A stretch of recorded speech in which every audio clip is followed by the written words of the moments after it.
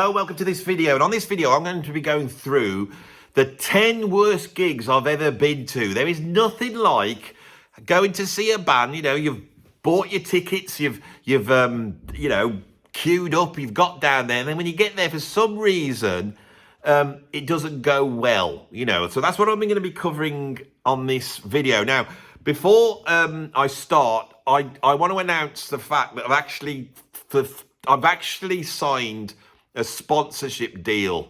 You know, these YouTubers, and you're watching them and you've got the normal adverts, and then halfway through they come and try and sell you some gold, don't they, or something like that, or VPN thing or whatever it is. You know, they come on and they do all that stuff. Well, I've been sponsored by a local businessman, and so as we can, I'm just warning you now, because some adverts might just creep in to the video once I get up and going. So just ignore those, and then just wait till they'll be over, and then you can carry on. You know how they work, but you probably be surprised when I have it in my video. You'll probably be a little bit surprised, won't you? You think, oh, Andy, he's gone up in the world with his advertising going on.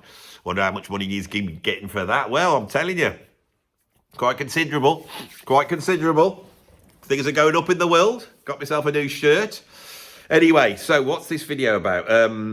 Oh, yes, the 10 worst gigs I've ever been to. So at number 10, I have got Gil Scott-Heron. Now, Gil Scott-Heron was a sort of poet, a black political poet that emerged in the early 70s. He's been seen as being one of the progenitors of hip-hop with the track "The Revolution Will Not Be Televised." And I got to see him at the Phoenix Festival in '93, and he was incredible. And I was so impressed by it that I then bought tickets to actually see him, to do a full gig, and I got really up close because he was telling stories. It was an incredible thing, Gil Scott-Heron. I get there, he comes over to the UK, I think it was 1994, something like that, and he got arrested. He got arrested for drugs, and they wouldn't let him in, right? But they didn't care. So you got to the gig, the band was there, this band came out, and they just busked through a whole bunch of, busked through a whole bunch of songs. I'm sat there, right, I'm thinking,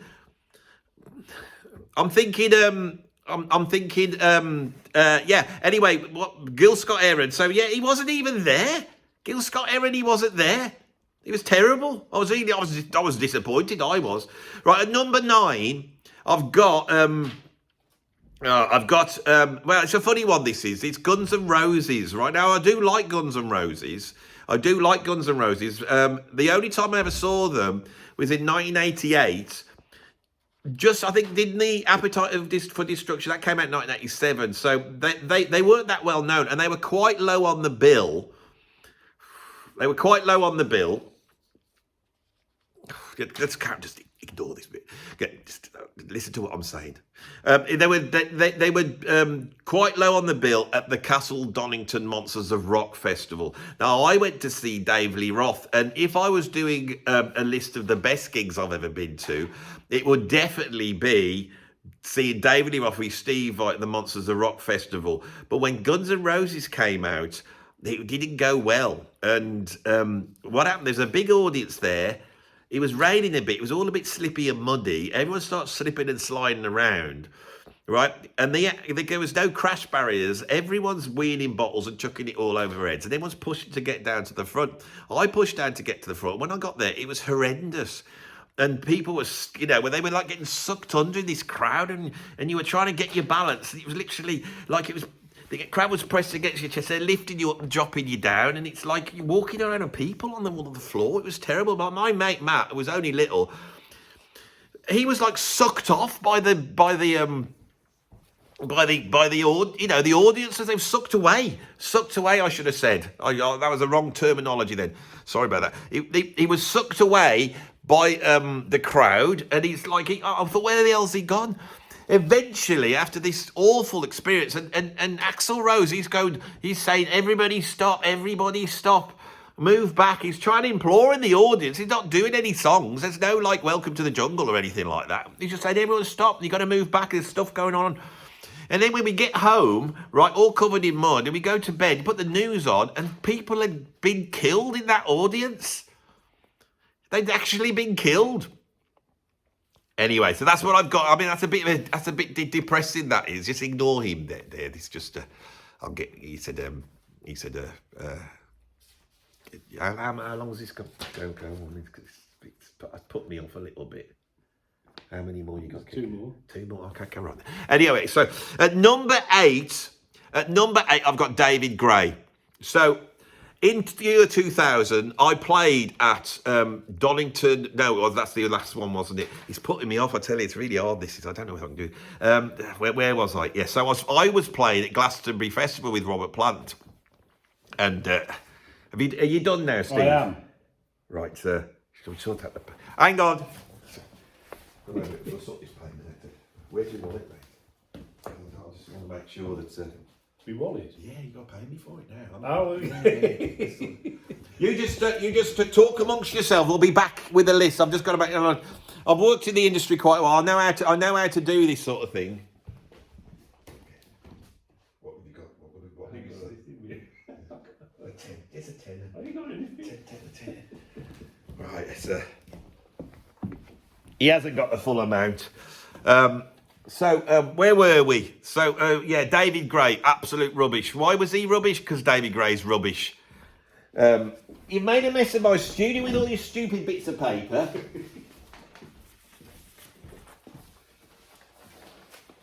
Why don't you join in, Steve? Come on, get yourself a chair and come and sit by me. Shall we just give up on this list? I know there's people watching it that have seen the thumbnail and it said the 10 worst gigs. You've only got 3 so far. Right? So what other bad gigs have I seen? The second Fishbone. This is they're going, Andy's making this up. I haven't got a list. I'm literally making it up. Do you want me to do it right now for you? But I thought you took care when you did your lists. Hello, Steve. Hello. Hello. Hello. Yeah, but that was a little bit of a joke. It was a little bit of a parody. It was a parody of these YouTubers who get sponsorship deals. That's what that was, really. This is what this is. You've been fooled. You've been brought here under false pretenses. I do feel like I should deliver. And we may get through it on this video, but the reason why I'm talking about bad gigs is because nobody likes a bad gig. Now, Mr. Gould here is a bit of an expert on gigs because he is the man behind Fusion Fest, which is a big prog festival here in the UK. He's also Mr. Prog. I often call him the Progmeister, but he doesn't like that because apparently there's another Progmeister. There is. And you know what I say to that Progmeister? If the other Progmeister's watching, I say this is the actual Progmeister. You should not be, like when their dogs lie on their back and they show their stomach to their boss dog. Yeah. You're the alpha Progmeister, you are. Come on, I'm Steve. misunderstood you. No, you're not. Who is he anyway? He's a guy who lives up north. Steve Pitch. Steve Petch, you know his name? Yeah, I do. I know him. Yeah. If anybody knows who Steve Petch is, can you alert him that he's been mentioned on my channel? And he's the other Progmeister. Top guy. And I think if we need someone, we can only have one Progmeister. If Steve Petch wants to come down here and appear with you, I will adjudicate this like a court of law, and we will establish which one of you should be able to, a bit like Wishbone Ash. Who's going to use the name?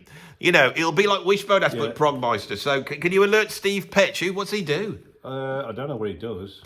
I don't know what his job is, but he has been down to Fusion. He came this year, actually. Yeah. Is he a Meister of prog? I would say, yeah, definitely. Who's the greatest Meister out of you and him? Well, I'd have to be biased, wouldn't I? And say me. Yeah, I would say you. But no, he's a top guy and he knows his stuff. This bloke knows everything about prog. You think I know about prog, but when I get stuck, if you've watched the channel before and you've seen Steve on here before, when I get stuck, I will go to him. So what we're going to do is we will deliver the goods and we will go through our 10 bad gigs. But what do you think makes a bad gig? The sound. Sound, that's obviously, one thing. Yeah. I think if it's too loud, that's one thing. And obviously if it hasn't been mixed right, that's a keen thing. I mean, obviously when we do the festival, even though you might have a good selection of bands and the price is right and the venue's right, if the sound's not right, you might as well give up. So I think the sound's got to be at the top of the list. Obviously the performance as well. The one thing I don't like is when a band just come on, play their songs with a few thank yous and then go off again. You know, there's no performance as such. Like puppets or magic tricks. Yeah, I mean, if you think about it, I mean, if you want to listen to the latest album note for note, just stop at home, you know, and put the CD on, you know, and put a few joysticks on top of it. Now, the problem is, many of you prog fans, that is the decision you make. You make the decision to stop at home.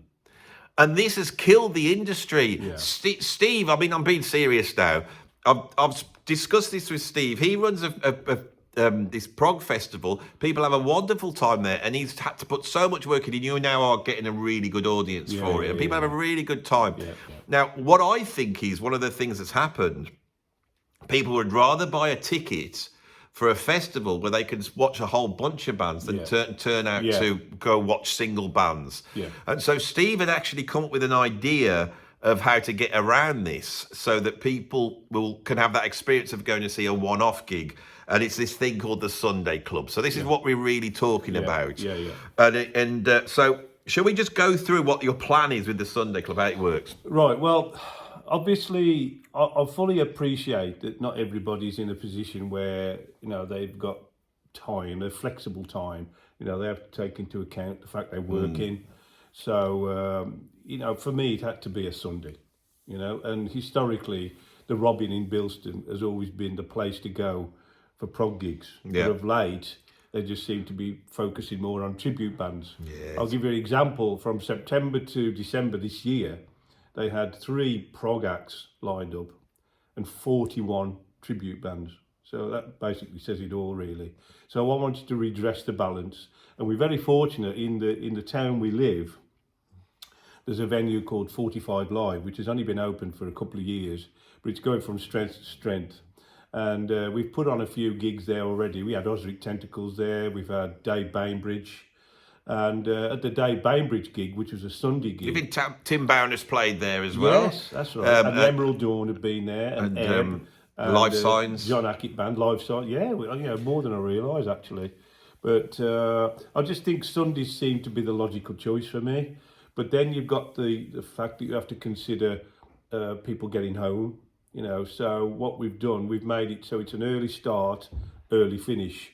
So the doors open at 5 and it'll all be over by 8:30, because apparently the last train out of Kidder, if you want a link, is 5 to 9. So it just gives people time to get to the station. But, which is very close. It's literally walking. It would be about a 10-minute walk. But yeah, so it was a Sunday for me. An early start was the obvious choice. Early start, early finish. And basically, over the years, I've got to build my contact list quite substantially. So I literally reached out and I filled the entire year, starting from January. It's the last Sunday of every month, starting on January the 26th. In fact, we've got Andy's band, Law of Three, in May, supporting This Winter Machine. And although if you're not too familiar with the prog scene, you may go, well, I don't know any of the bands, you know. But to be honest, that's the other reason I wanted to do this, was to introduce people to bands, because there's so many bands out there putting out an incredible set and doing a performance that is top class, and they're just not getting recognised. We've all been to gigs where there's like half a dozen people and a dog, you know, and you think, why aren't there more people here? You know, so I think you really do need to basically assess the full prog scene, because there are so many bands out there that go unknown and they make an incredible music. And you have to think back to the early 70s when all the top bands like Yes, Genesis, ELP, they all started out somewhere. In fact, Genesis did a tour with, I think it was Lindisfarne and Van der Graaf Generator, and they call it the Six Bob Tour. You know, they're playing for sixpence type of thing back in the day. Whereas now, I mean, look at the last Genesis tour, the tickets were going for like 300, 400 quid. Yeah, and people turn up for those. I think Steve's had a very good idea, because basically, rather than buy one-off tickets, you join a club. And that means you can go, once you've joined the club, you can go every one. You can go to every single one, you can miss one. And I think the price will come out are very reasonable over the whole year. And once you get into the habit of it and you know where to go. Now, obviously, the viewers for this channel are worldwide, but there are many of you based in the Midlands or in the UK.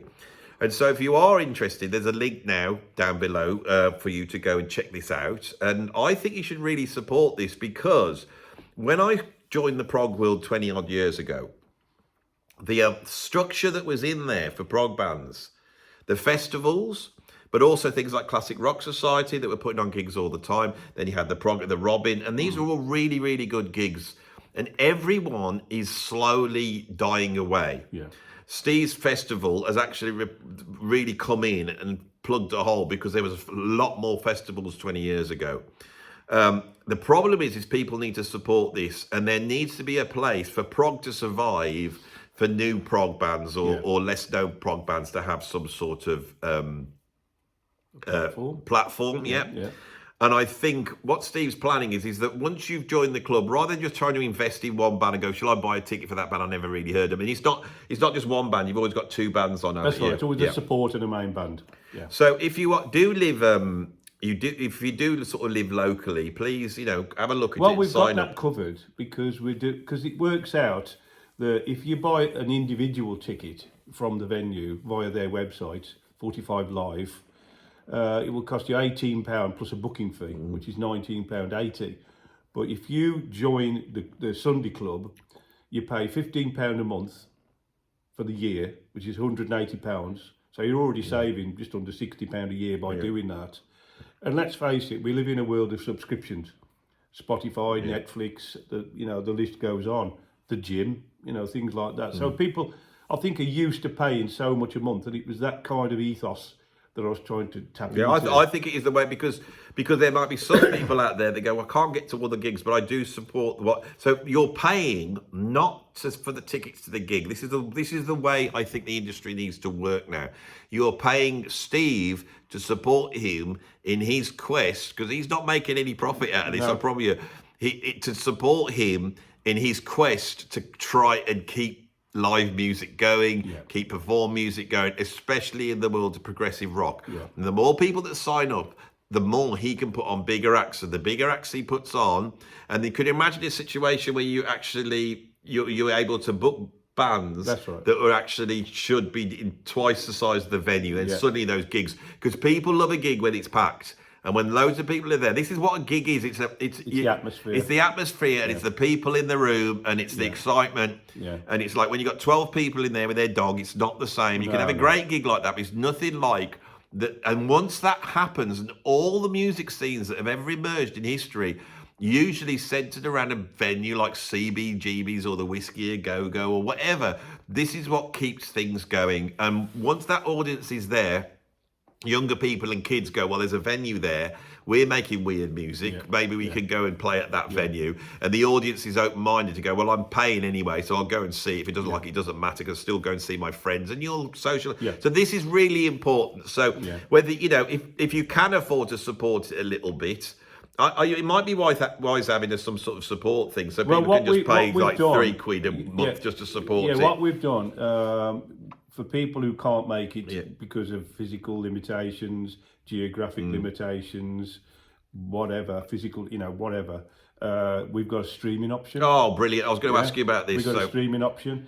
and that works out that if you want to do an individual gig, it's a £10 a gig, or you can pay for the whole year at £60, which works out at £5 a gig. And for that, you get two bands. Now, I'll tell you something that, people are quite willing to pay £150 to turn up to some enormo dome. That's right. To go and watch a band that is like half a mile away from them, with sound echoing around while they watch some ants in the distance and just watch basically the gig on a big screen. That is not a gig. We need to keep the small venues going. The 45, we have to have a brilliant venue in my town. 45 Live's a brilliant venue. The sound's incredible. It's really comfortable inside. You can sit down and have a drink. A nice screen at the back. You get a big video screen, or you can stand up and you can do all sorts of things. It's perfect. We know the guys who run it. I worked with them, when they were setting it up, so it's conducive for musicians. Musicians love it. The audience love it. So let's try and get this off the ground. So what I've got is, if you just want to make a donation, even if it's just £1, every little bit helps. That's my bank details. If you want to make a donation to help get this off the ground, I really do think it's got legs, and I'm plugging it as the Sunday Club, keeping live music alive. So what bands have you got on this year? Do you Well, want to go so through far, we've got... You've got a list there. Do you want to show them the list? Yeah. Right, No expense spared, you see. this, You've got bits of paper. Look at that. Look at this. Top quality A4 paper. We've got, for example, in February, we've got a band from Coventry. They're a young band called Vermusery. And another band that are on the up called Fluctus Quadratum, who played at Fusion last year. And they're really getting a good name. We've got a double lineup on March. We've got a band called The Gift and Tribe 3. Then April, we've got Hats Off Gentlemen, It's Adequate, and a band called It. And then May, as I say, we've got Andy's band, Law of 3, and This Winter Machine. June, we've got Candy Craig, who played at this year's Fusion, and a band called Ebb, who are really, really making waves in the prog scene. A fantastic band. And then in July, we've got a band called Umbra, and that's supported by Sonic. That's the support, and then the main band is Sonic Tapestry, who were a band who played at the very first Fusion in 2018. They are amazing. They played at Prog for Piet this year, back in July, and they totally and utterly blew the complete festival apart. They were amazing, absolutely amazing. And then in August, we've got Ebony Buckle and Solstice. That's a premium gig because they are really attracting some attention. And if anyone's seen the Solstice live, it's ridiculous. They are an incredible band live. We've got them at Fusion in March next year as well. A band called Trilogy, who were around back in the 70s, 80s. They're on a comeback. Ghost of the Machine, who are really making waves at the moment. League of Lights, which is Richard West from Threshold and his wife. And that's the main headline with that is Deck Burke. And then we've got, in November, we've got Comedy of Errors from Scotland with a support from a band called Machinery, which are a new support stroke, I suppose you could say supergroup, because it features the original singer from Palace, Ewan Lawson, and members of Abel Gans and Comedy of Errors, Machinery. And then in December, we've got the party where we got a special guest and a buffet and all that kind of thing going on. A buffet? Yeah. That should swing it now. Oh, yeah. You know that Ewan bloke at a Palace? Yeah. I played at Rosfest once, and I went down to breakfast. I sat next to this bloke, and I said, what are you here for? He said, oh, I'm playing with Palace. Now, I know Alan Reid, and he said he was singing for Palace. I said, well, how come you're singing for... Oh, they're going back to do the old album, because I was the original singer. That's right. And as he said it, I went, not the bloke in the old man mask. And he went, yeah. And I went, oh my God. Because as a nipper, I used to go by Kerrang, and that band used to freak me out, Ewan. Yeah. With his old man mask. Yeah, all that bit. Yeah, it was frightening. Yeah. I think this is brilliant. Now, I don't want to bring you here in false pretenses. So we need to go through... I mean, we're coming up to 23 minutes, but what about worst gigs that you've been to? Can you give us a few? Well, although I love them dearly, Tangerine Dream, one of the worst gigs we went to was Tangerine Dream at Birmingham Odeon. And I go back to what I was saying earlier about the sound. It was so loud. It was unbelievable. We were on the back row of the stalls, and when Edgar Furzer came out to do a guitar solo, it literally blew us out the back of the theatre. And you don't, especially with Tangerine Dream, it was uncomfortable and unnecessary, really. So that goes down. Even though the band were amazing. The other one was Rick Wakeman. It was so boring. Why was it boring? The trouble with Rick Wakeman is there's a lot of albums there. Isn't there? There's a lot to choose, like Rhapsodies and all these albums that he's done, and they're not really. They're just stocking fillers. Yeah, they really are, Rick. And as far as I'm concerned, his first album, Six Wives of Henry VIII, is by far his best album. And then he goes downhill, doesn't he? And because the next one's the next best one. And the next Don't get me wrong, he's had some good ones, but I think when everybody starts oohing and ahhing over his stuff, I love Rick. He's a lovely guy, and he's produced some excellent work with Yes. But some of his solo albums, So what number are you on now? Because I do want to deliver this, so we really are making this up on the spot. But it's an interesting thing to bring Steve in because he's seen so many gigs. Right, I did 3. You've done 2. So we're now at number. We've done 5, I think. Yeah. If I got it wrong, you know. So number 4. What the else? The other one was I went to see Faust at the Civic Hall in Wolverhampton, and when I got there, Faust couldn't play because of sickness, and so the support was Henry Cow. And they did 2 sets for 25 pence. And although I was disappointed, because obviously I wanted to see Faust, and I've never seen them to this day, you know, it was quite a revelation actually. So it was, Henry Carroll, they're like, it's just... It was a worse gig, but it turned out to be quite a revelation, really. I've always thought the Gentle Giant is prog's prog. So if it's a prog, and then you meet a prog fan and they like Pink Floyd or whatever they like, you know. But then if you get a proper prog fan, their version of prog would be Gentle Giant. Now, if you got all the Gentle Giant fans and then went even deeper to find out what prog is. Yeah. Prog. Prog's prog, I just love saying it. Prog's prog is Henry Cow. Yeah. I've tried my best with them. Yeah. Bloody hard work, isn't it? Yeah, it is. I mean, you know, it's the singing. It's how you define prog. And the music. Ultimately, you know, it's how you define it. And I think if you ask 10 people how to define prog, they'll all come back with something different. And when I've done interviews with artists before, the one question I'll throw in from time to time is, how do you define prog in one word? And Steve Hackett came back with, I think, is probably the most accurate: unpredictable. He came back with unpredictable, and I would go with that. But then if you're expecting prog, and then somebody doesn't play prog, it doesn't make it prog. You just tie yourself up in knots. So let's get this list done. Okay. So we're at number 3 now. Shall I come up with a really bad gig I've been to? What about the ones I've played? I've done. Oh, I remember one IQ gig I did. I'll put this on the list. So we were booked to play at Aschaffenburg in Holland or Germany. I think it's Holland. I'm not too sure. A favourite venue of IQ, and we got rehearsals booked the weekend before. We turn up, we do the rehearsals, and then the gigs the following weekend. We're all ready to go. All the tickets have been sold, and Pete Nichols, the lead singer, goes down with the flu. He's got no voice. So we have a meeting. What should we do? And you think, well, we can cancel the gig, which is what we should have done.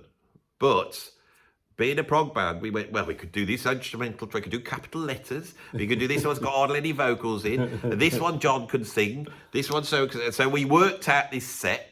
Our tech guy, Mark Westwood, we're going to come on and play bass on something so John could go up and sing out front, and we worked it all out. We went out and did it, and the fans supported us, and we got through it. And I remember the feeling of victory when we got to the end of it. And we walked off stage, and the promoter Ari, who runs the big venue in Zoetermeer, I can't remember what it's called, but he's a very knowledgeable man. And we're all really chuffed with ourselves. We pulled this off, we got away with it. And he comes in and he goes, "That was the worst thing I've ever seen." I said, yeah. And he said, yeah. And I said, I felt it was as well. There was something missing, wasn't it? What do you think it was? He went, the Pete Nichols. No, what he was basically saying was, even though we played the tunes and it was all there, not having Peter at the front, because Peter is IQ. If you think of IQ, you need Peter at the front. Yeah. He's the focus. Yeah. And his voice is so iconic, and it makes you realise what a band is. It's like not just playing the music. There's something else there that has to be there, and I remember thinking that. So that would be a gig that I did that was a pretty rough gig. Yeah. And I remember it was hard work getting through it. So that's at number 3. What about you, number 2? Okay, right. I'm going to go, and you're going to be surprised at this. You know the last tour Peter Gabriel did? Yeah, I don't. Peter Gabriel at the... what they call it, the Titty Arena. Like in Birmingham, yeah. I mean, we saw him on the Growing Up tour in 2003 when he was at the NEC, which was amazing. You know, revolving stage, a whole lot going on. And we went to, because I mean, his latest album, which if you remember, he was releasing a track every full moon. Yeah. We had the dark mix and the light mix. Tour, yeah. And then eventually, I always wondered whether the album actually existed, you know, because, you know, the obvious thing to do would have been to release the album to coincide with the tour. but he was just releasing a track every full moon, and there was a dark side mix and a light side mix. And eventually, when it was released, we had a dark side mix, a light side mix, and then a normal mix. You know, the CD. And if you bought the vinyl, it was like £5,000 or something ridiculous. But the gig for us was very disappointing. They got a large empty area where, you know, you would think people could go and have a little dance. Sledgehammer came on and one girl got up and the security were there hitting her with batons, you know, sit back down in your chair type of thing. And I just think the whole experience, that he was about this big on the stage. Yes. It was £95 a ticket. The T-shirts were £45. We felt used, I think, is probably the best way to put it. Didn't enjoy it at all, really. And very disappointing, considering that it was the man. The man, yeah. Well, he hasn't done prog really for like 40 years. No. He's become something else. He pops his head up every like 10 years and does something, you know. And he's an incredible musician. He's very clever. He's weird though, isn't he? That's the thing with Gabriel. He deep down, he's a very weird man who had pop success in the 80s, but I don't think people realise how weird it is. I think there's a lot of strange ideas with Peter Gabriel, and that might be why he might have said, I don't want any dancing. Something like that. They've all got to sit and listen. You know, bolted to the chairs. It was very disappointing. You know, that it really does come to mind as one of the worst gigs we've been to. I went up to... I was recording at Real World once, and Peter Gabriel owns that studio, and I went for a mooch about, and actually there's a forest there, and Peter's got his own secret little studio, and it's full of all this. I mean, I was so lucky. I was walking around having a look, and this bloke was in there, and he was sort of went, hello, because he doesn't get paid by Peter to sit and work in these studios all on his own. And he sort of walked back, hello, come over here. So we walked over, and I said, what's this? He went, this is Peter's personal. I went in, it had like all the stuff from his stage shows, and it had got like 2-inch master tapes, multi-tracks. And I said, what are you doing here? He said, we're taking some samples off the Passion album for Peter, you know.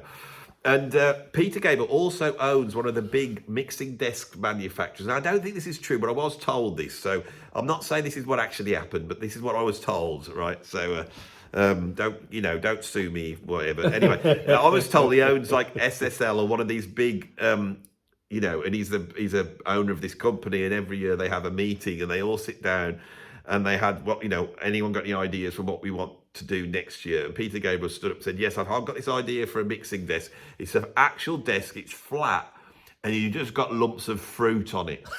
And if you want to mix the tracks, you just move the fruit around.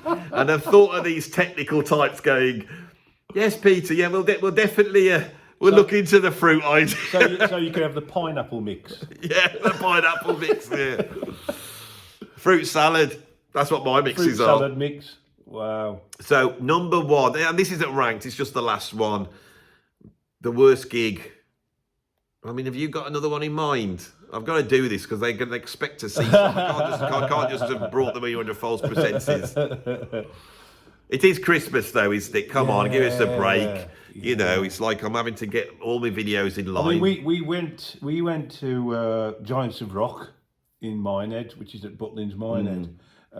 They did that for a number of years. And I went down to the station, and to do interviews and stuff.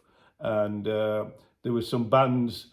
It wasn't a prog gig as such. There were prog bands on, like Hawkwind and so on, but it wasn't a prog festival as such. And I said to my wife, you can normally tell with a band in the first number what the rest of the set's going to be like. That will sort of dictate the rest of the set. And there was a band on called Cats in Space. Have you heard of them?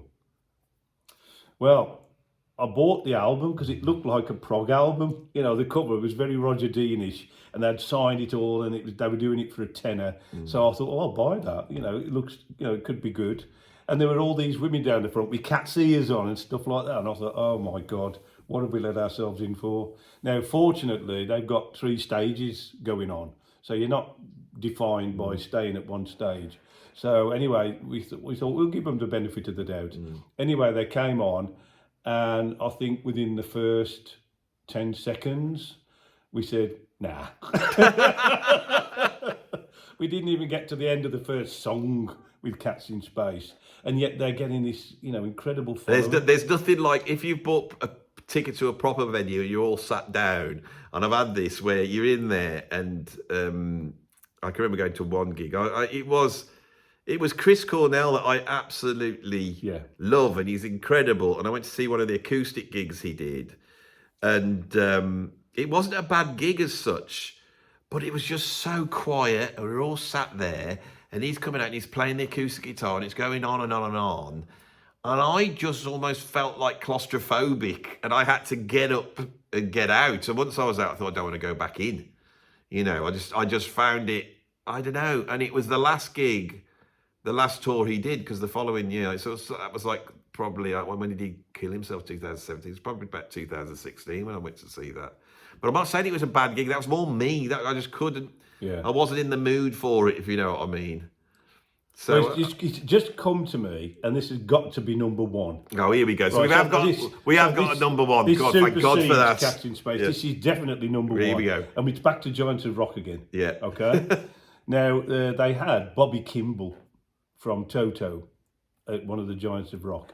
Is he the one with the moustache? Yeah, and I managed to get an interview with him in his changing room, and there was me, his manager, Bobby Kimble, and this other guy, and the guy is going deaf. There's no two ways about it. And he was in there for an hour. Right, I had to hear his entire life story. Right, I think I managed to get half a dozen words in, but he was telling me his entire life story from when he met a guy and all this type of thing. And every time I asked him a question, he'd go, "Eh? Eh?" And it was, I was thinking, dude, I'm speaking totally clear. You know what I mean? And in the end, I just give up and just let him carry on. Hawkwind were on in the background, and they did their entire set while I was actually interviewing him. And when we'd finished, I came out, and this guy, who was his friend, came out with me, and he said, I'm going to tell you this verbatim.